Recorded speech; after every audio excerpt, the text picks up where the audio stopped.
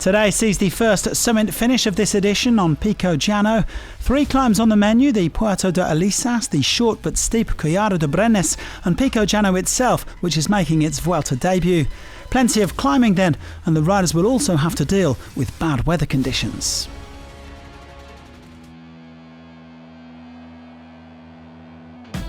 After a host of early attacks, 10 riders managed to pull clear, opening up a decent gap on the peloton. The highest placed on GC was Jan Bakelants. He began the day 5 minutes and 2 seconds down on Rudy Mollard. Bakelants was one of 5 riders at the front who have won a stage or worn the leader's jersey at a Grand Tour. Ruben Fernandez wore red at the Vuelta for a day in 2016. Nelson Oliveira took a solo victory at this race in 2015. Dario Cataldo has won stages of both the Vuelta and the Giro, while Fausto Masnada won a Giro stage in 2019, so plenty of experience up at the fronts. Bakelants, a former Tour stage winner, was briefly the virtual leader until the gap began to tumble. Quick-step Alpha Vinyl helping Groupama FDJ with the chase despite having Masnada up at the front.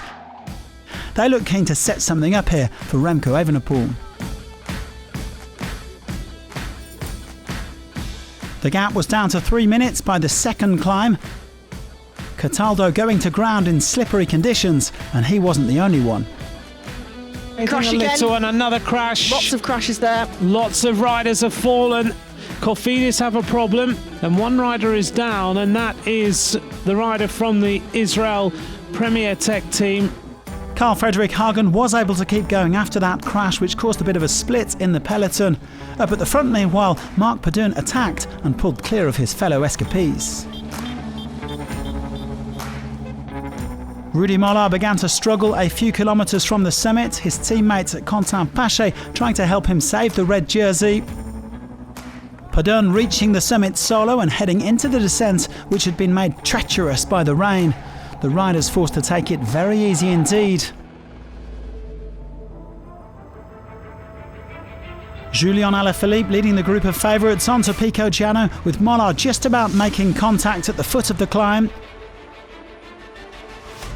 Padun still led by a minute, and he even increased his lead on the lower slopes before the favourites began to light things up. As we get our first attack, Jay Vine just coming across as well. Evenepoel now attacks hard. Roglič on his wheel. Yates matches him, but this is what Julian Alaphilippe has been setting up. Padun still leading the way with 8.5k to go, but Evenepoel looked like a man on a mission. Jay Vine had already snuck up the road, the Aussie catching Padun and going solo at the front.